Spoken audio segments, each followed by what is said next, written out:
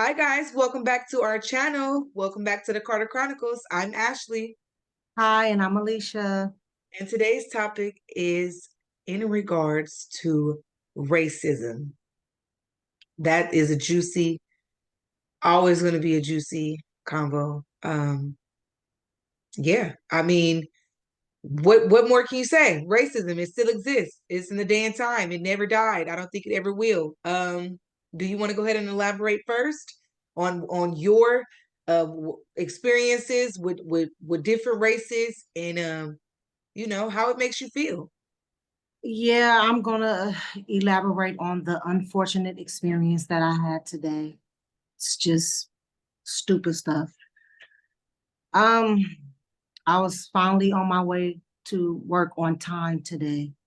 Normally I'm a little bit late, but today I was on time. I was just doing my own thing. And so I'm on my way to work, El Sobrani, California.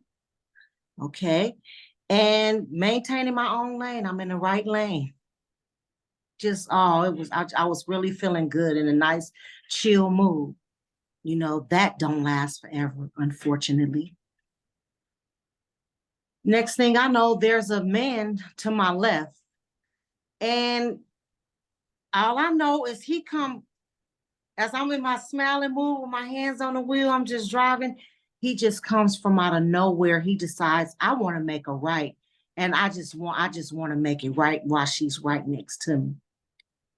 He crashes into me, causing me to run directly into a curb. Or really, I didn't run into the curb. It's just the impact of him hitting me forced me or pushed me into the curb. And that's, and both cars were just sitting there, but was like up on mine a little bit. And I just could not believe it. And he jumps out of the car and he hurry up and hands me his insurance and his license. He go, here, here, here. So I, instead of cussing him out, because I was just shocked at his stupidity, completely shocked. He goes, what were you trying to do? Race me? I'm like, what? I'm in the right lane, maintaining my lane. There's nobody in front of me. So I don't need to be trying to race. I don't know if there was anybody behind me, but I certainly didn't feel like I was in a race because he was in his lane and I'm in my lane. Long story short, he hits me and I called 911. They came. Well, I told the police, and then they dispatched the ambulance because they asked me, did I need help? And I'm like, yes, because from the jerk, it hurt my right side of my neck, my left ankle, and my knee. So they came, the ambulance, he was like, oh, Miss such and such, we're going to have to take you to the hospital because your blood pressure is 200 over 100 plus, whatever that number was. I was a little discombobulated, so I can't remember. But I do remember him saying it's 200 and that's too high. And I was like, oh, I didn't want to leave my car, even though I trusted that a tow would be there soon, but I didn't want to leave my car. So I went back and forth with the ambulance and he made me sign some documents. By then, well, there was already one sheriff, a young lady, she was there. She was nice to me or whatever. But then here come what I call a Klan member. Highway patrol. Forgot his gown, forgot his the hat. He forgot to cut out the eyes to let me know how he really felt. Because from the time he got there, he looked so disgusted with me, and I was flabbergasted because I'm over here with blood pressure 200. He get there, and so the man who hit me, he gets his side of the story first. Mm-hmm. But he can look, the police, even though he was racist, he could look and see whose fault it really was. The evidence spoke for itself. Nevertheless, I don't know what he was so upset about. I expressed to him that I was on my way to work. I don't know. Like I said, I don't know if he was mad about the car that I was in. Even it's a nice Mercedes Benz, but it's old, clean. I don't know. I don't know if he wanted me to be raggedy, or I don't know. But the treatment that I got from him, that police officer, oh we, I said I feel so bad for the brothers, the black brothers, because it's not about intimidation or whatever. It's about what are they thinking? What like why they what do they feel about me? I just was like, Mhm. I just couldn't believe how he was treating me. He was short, and then he was about to seem like he was about to leave without even taking my statement. So I asked him, I said, "Are you even gonna take my statement?" "Oh yeah, I'm gonna take it.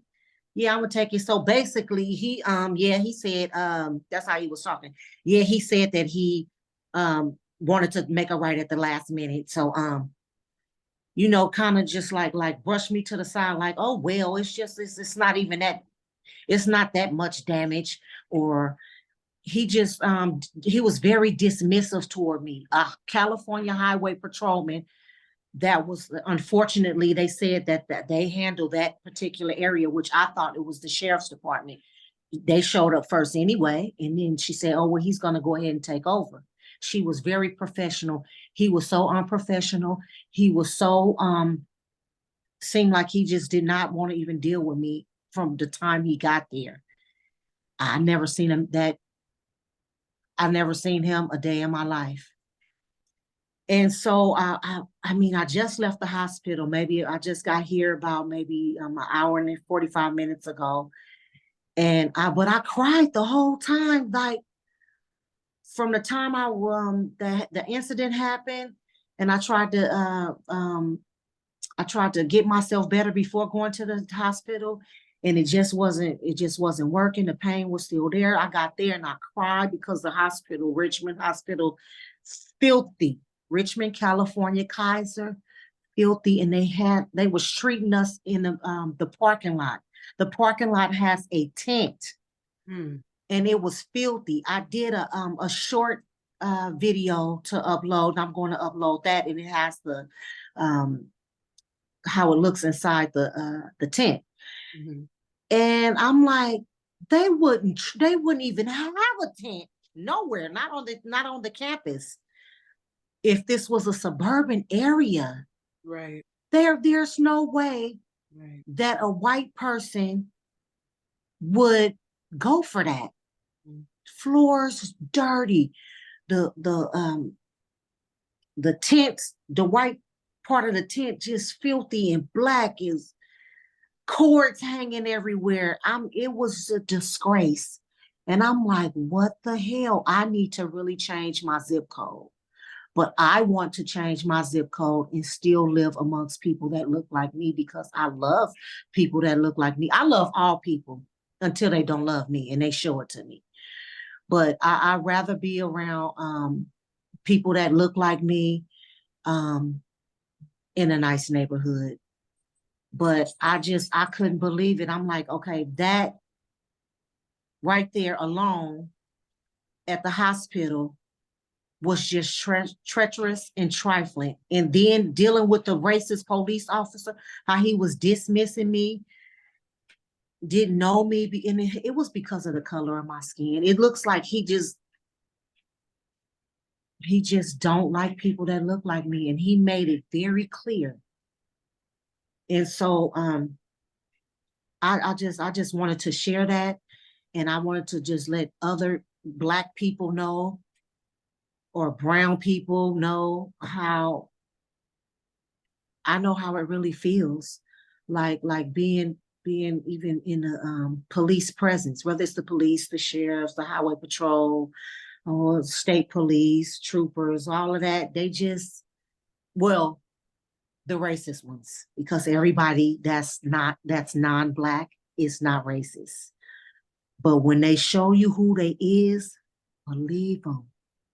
Yes. So with that being said, I'm gonna just leave it in your hands for right now. I'll pass it to you, because I know that you've had that experience with the police a couple of times as a teenager, and before as an adult.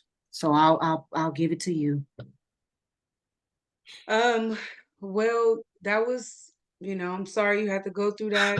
Um, It's I don't want to sound dismissive because I'm not. This is the day and time that we live in.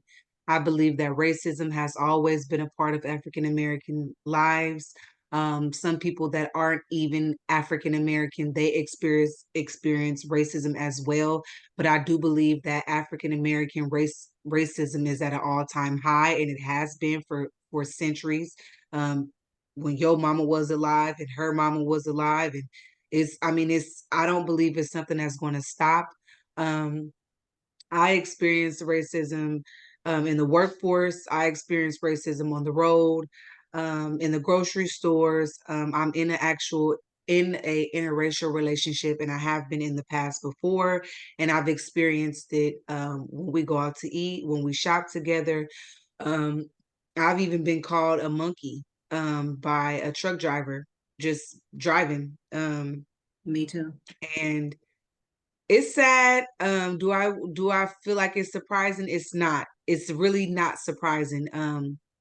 It just, I mean, this is the world and a day and time that we live in, and it's very unfair. Because I believe as a cop or as any part of law enforcement, you are sworn to protect and to serve the community, and nothing about racism is supposed to come in the picture with you helping someone anyways. The thing is, like you said, when someone shows you who they are, believe it. The vibes does not lie, and treatment don't lie. When you know that you're being treated unfair, um, and you know you being treated just negatively for no apparent reason, it goes back to thinking like, wow, he or she must really don't like who, what I look like. And I, as an African American beautiful woman, I've experienced it for men and women, and I never really thought a man could be jealous of a woman. But you have to think what some of them who are racist, which started at home. um I believe when they run across somebody like you or myself or any other individual who is confident with themselves, who dress the par, who have good etiquette, that to them, and also not only good etiquette, but know how to decipher when they're being mistreated and being able to also speak up for themselves. Um, in a knowledgeable way, I believe that's a threat to those type of individuals. And depending on um, where you are and uh, what the other side of the person is, whether they be in law enforcement or a judge, it's I really wouldn't want to be in the hands of a even a racist judge. I mean, because I can already can probably sense that I get the book thrown at me just because of who I am and what I stand for. So to me, even when I go to interviews and things like that, I go presentable, I dress presentable, I speak with good etiquette, I'm knowledgeable, and I've been around people that I can tell that I make uncomfortable just because I am me, just because I am confident, just because I am Black. I have been in situations where you can't think nothing else but this gotta be I have to be being mistreated this way because of what I look like. Right. So those who get it. Those who don't. And like they say, you have to go through it to understand what level of severity and uncomfortable that makes you feel. I believe as an African American woman, it's very challenging to be Black, but I would never change it for any other race in the world, ever, never. I love who I am. I love I love people. Like you said, I love people. Um, I love to communicate with other different people in parts of the world, but I'm gonna always be pro-Black because I am Black. I came from a Black father and I came from a Black mother. And I love who I love. Someone told me that they say, don't say I don't see color because you're dismissing it. And I agree with that. It took me some time because I felt like I didn't see color, up until someone actually like what you went through today. Like we were not born racist. We, and I don't believe Black people were taught in their home to be racist. No, they was Um, not. Racism is taught and is taught at home. And you can look at an individual and tell how they communicate with you that, wow, they must have that's just in a bloodline. It's So taught and it's learned. It's it's learned taught and behavior. it's learned behavior, just like a child soaking up things from an adult like a sponge. So I do want to just give a short story, make it quick and simple. Because like I said, I've have experienced racism for years. It's not always consistent, but there's moments and breaks in my life where I'm I know I've experienced racism. Can I say every Black person on earth have experienced that? I can't speak for everybody else. Like I said, those who get it, get it.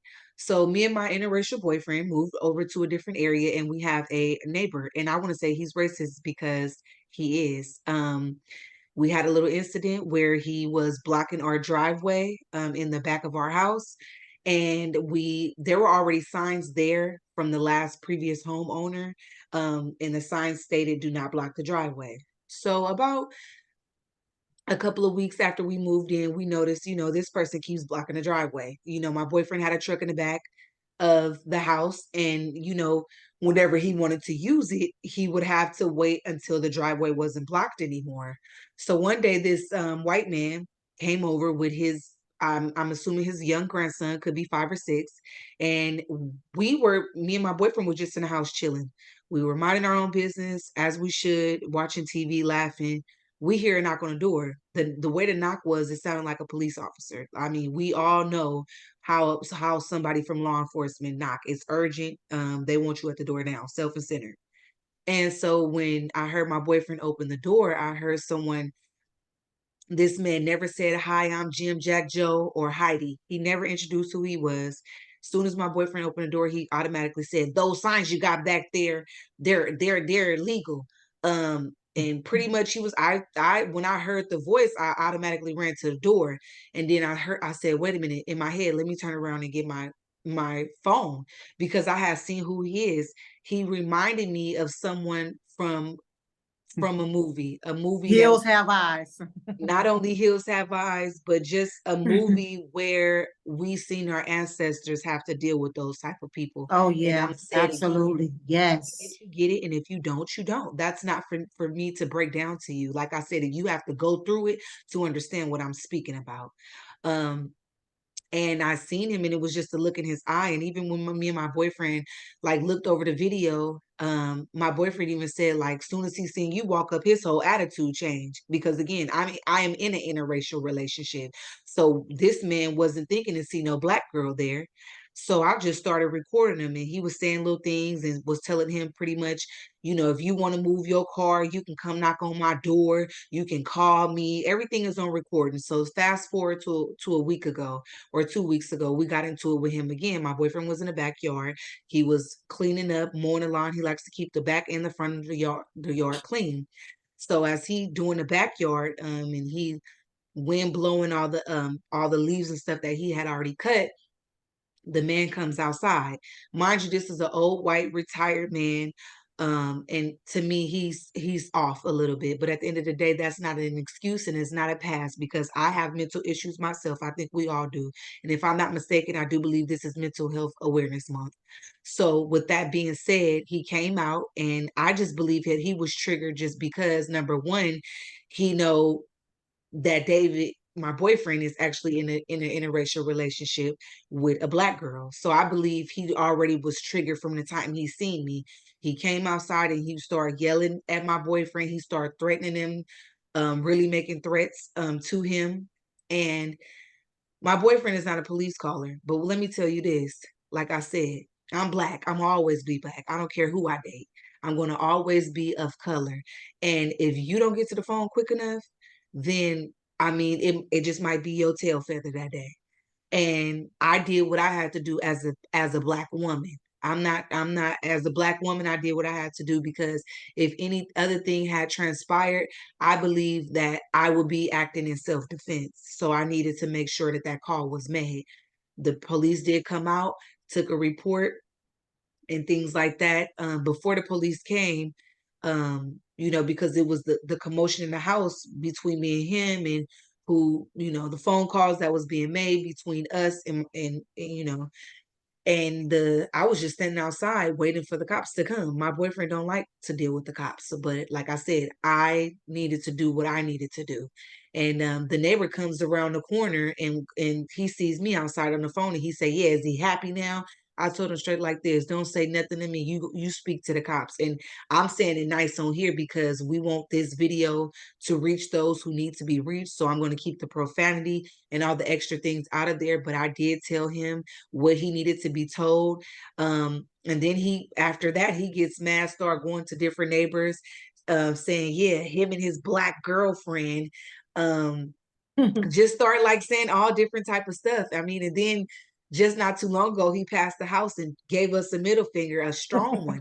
A strong one. We looked at each other and laughed because my boyfriend he used his discernment. He normally don't walk me out every day to the car, but I guess he used his discernment. If you know what that means, you know what that means.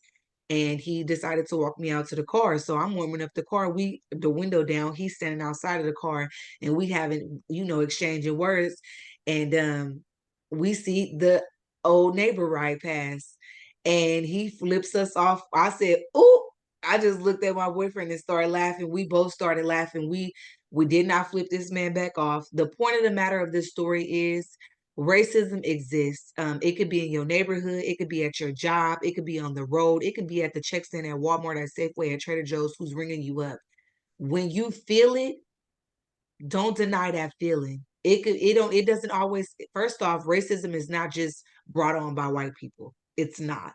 It's brought on. I've experienced racism from different colors. And I'm not going to just sit here and say white people are only racist, because they're not. There are a lot of other people that just are not in love with black people. But we don't want to get into how you want to look like black people, get the lip fillers, get the butt and all that. That's a whole nother different story and a whole other different topic. But today, the situation that you went through, it really touched me, and it made me feel not sorry for you. It just made me feel, it just hurt my feelings because, I mean, for someone to experience that when they are in a need of help, and then you have someone like that show up, it's not about picking sides. It's about coming there to do your job, and do it effectively and do it respectfully. And from the story that I heard from you, I don't believe that you received that.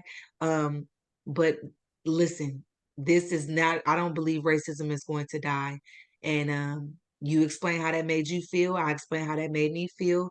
And for the viewers, like I said, those who get it, get it. And if you experience racism before, you know what it feels like. It's a very unwanted feeling, and it makes you very uncomfortable.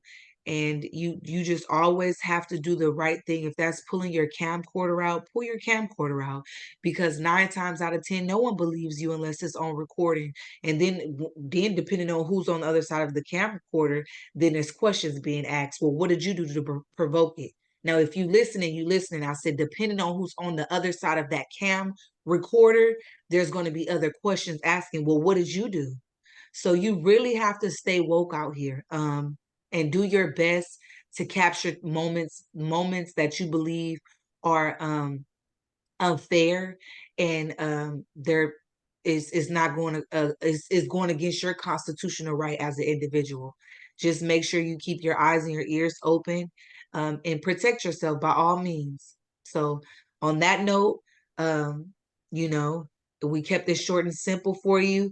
We always want to get out here and to speak on real topics, speak on things that we go through and have been through, and hoping that it would touch more than just one person, more than two, more than 10, because we're all human at the end of the day, and everybody's feelings should be validated, and everybody should be treated with respect. Do we always get it? No. But in this world, in this day and time, you demand respect. You don't always, like they say, pick and choose your battles, but always have your own back. And that's it for me. I see it. Do you have anything before we go? No, I'm just gonna well, I would like to close it out by saying you just be aware. You know, self-awareness is the best awareness because you never know when you're gonna run into a racist cop because they are everywhere. Or racist people for that moment, not only just racist cops, because Well, we I mean, out, yeah. that's what we're dealing with. We're dealing with a lot of rape. I mean, it's all over the place every time I turn on the TV. So it was just my turn again today. This is not the first time, but it's been a long time since it's happened. So I was a little shocked, especially given the circumstances. I was in a car accident. Somebody hit me, and then for me to be dismissed that way, yeah, it left a really nasty taste in my mouth. So I get what you're saying, but what I'm saying today is that that was a racist cop and I didn't appreciate that. So that's it for me. And then to elaborate how you can go further with things, sometimes it take the fight in you. If you felt that that was, um Oh yeah, I already know. I you have could have something. took his badge number down, you Yeah, did your I location. have everything that I need to move forward, and that's the type of person I am anyway. I'm a paperwork person. I like to put things on black and white because, like I told you before, documentation be conversation every day, all day long. And that's again, that's it for me. All right. Well, thanks guys for watching our video today. Thanks for tuning into the Carter Chronicles. Please make sure you like this video and make sure you subscribe to our channel so that you are able to get notifications on all new videos and all new content that we bring to you. Again, thanks for watching Carter Chronicles. I'm Ashley, And I'm Alicia. and thanks for watching today's video, guys. Bye-bye.